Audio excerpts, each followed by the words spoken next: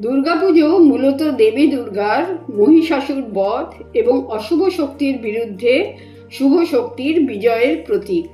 এটি হিন্দুদের একটি প্রধান উৎসব, বিশেষভাবে বাঙালি সম্প্রদায়ের জন্য।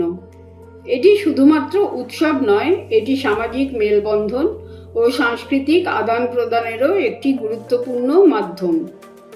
হিন্দু শাস্ত্রে বলা হয়েছে, ব্রহ্মই আদ্যাশক্তি জগজ্জননী দেবী দুর্গা।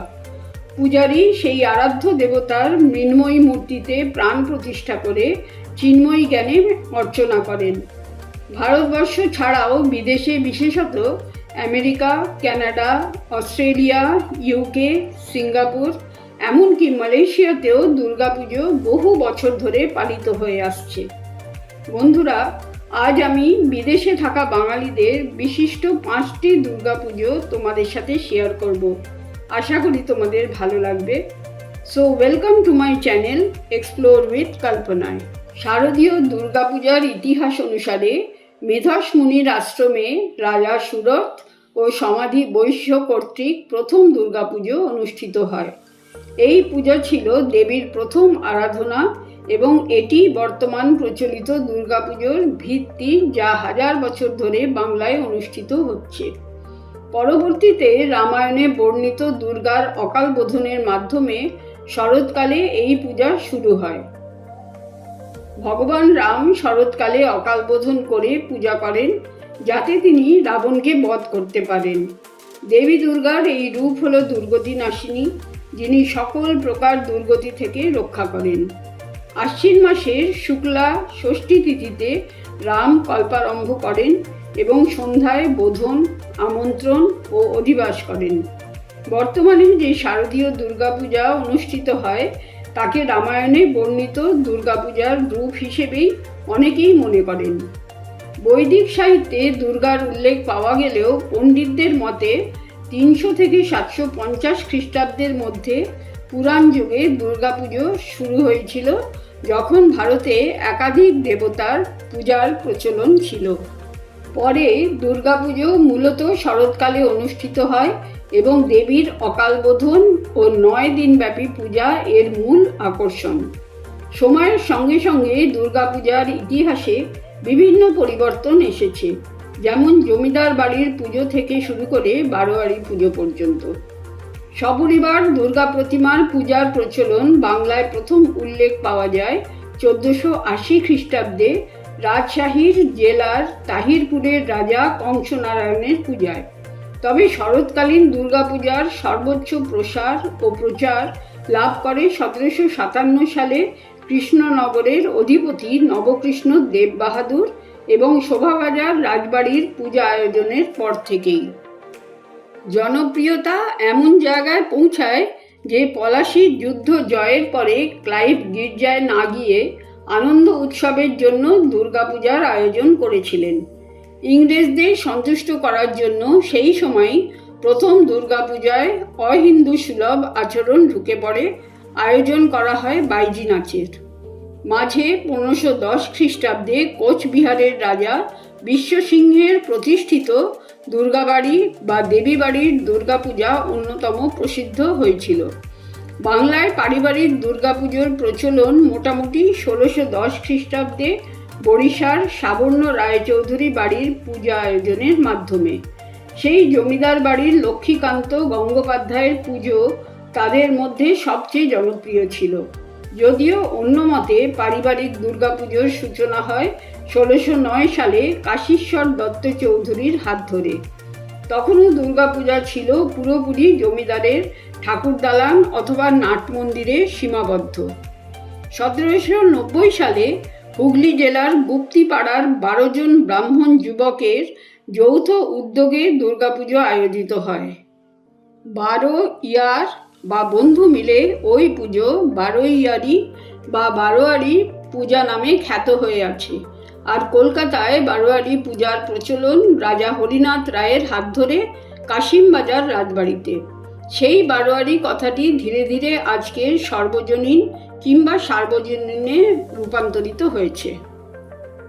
বন্ধুরা, এবার আমি তোমাদের সাথে শেয়ার করব বিদেশের 5টি বিশিষ্ট দুর্গাপূজা, যা বাংলার সংস্কৃতি ও ঐতিহ্যকে বিদেশে সকলের কাছে সুন্দরভাবে তুলে ধরেছে সেখানকার বাঙালিরা। তাই তোমাদের কাছে অনুরোধ, তোমরা স্কিপ না করে সম্পূর্ণ ভিডিওটা দেখো, আশা করি ভালো লাগবে। কল্লোল পুজো নিউ জার্সি। নিউ জার্সির একটি প্রসিদ্ধ বাঙালি সংগঠন আমেরিকার দুর্গাপুজোর এক অন্যতম প্রধান অঙ্গ হিসেবে পরিচিত এবং তারা প্রতি বছর সফলভাবে দুর্গাপুজোর আয়োজন করে থাকে। দীর্ঘদিন ধরে বাঙালি সংস্কৃতি ও ঐতিহ্যকে এই সংগঠনটি তুলে ধরছে এবং তাদের পূজা একটি বিশাল ও জমজমাট আয়োজনে পরিণত হয়েছে। প্রবাসী বাঙালি সম্প্রদায় ভিত্তিক এই বার্ষিক উৎসবটি এবছর স্বর্ণ জয়ন্তী পালন করছে। কল্লোলের দুর্গাপূজা প্রতি বছর হাজার হাজার মানুষকে আকর্ষণ করে এবং সেখানে খাঁটি বাঙালি খাবার, সাংস্কৃতিক অনুষ্ঠান ও বন্ধুদের সাথে আড্ডা দেওয়ার সুযোগ থাকে, যা একে একটি পাড়াভিত্তিক পুজোর মতোই করে তোলে। 1975 সালে একটি ক্লাব হিসেবে শুরু হওয়া কল্লোল নিউ জার্সিতে প্রথম দুর্গাপূজা আয়োজন করে। এই ক্লাবের পূজায় কুমার শানু, বাপি লাহিড়ী, পণ্ডিত যশরাজ, কে এবং শানের মতো শিল্পীদের আতিথেয়তা করেছে। 1987 সাল থেকে তাদের পূজার প্রধান পুরোহিত ভবানী মুখার্জির পূজা পরিচালনা করতে দেখে পণ্ডিত যশরাজ বলেছিলেন, ঠিক বেলুড় মঠে থাকার মতো অনুভূতি হয়েছে। কানাডার টরন্টো দুর্গাবাড়ি। দুর্গাপুজো শুধুই একটা উৎসব নয়, বাঙালির কাছে আবেগ, ভালোবাসার অন্য নাম এই দুর্গাপুজো। উৎসবপ্রিয় বাঙালি বিশ্বের যে প্রান্তেই থাকুক না কেন, পুজোর এই দিনগুলোতে আনন্দে মাতবেই। কানাডার টরন্টোতেও দেখা যায় সেই একই ছবি। হোক না বিদেশ, কিন্তু বাঙালি তো, ফলে সেখানে রীতিমতো ধুমধাম করে অনুষ্ঠিত হয় দুর্গাপুজো।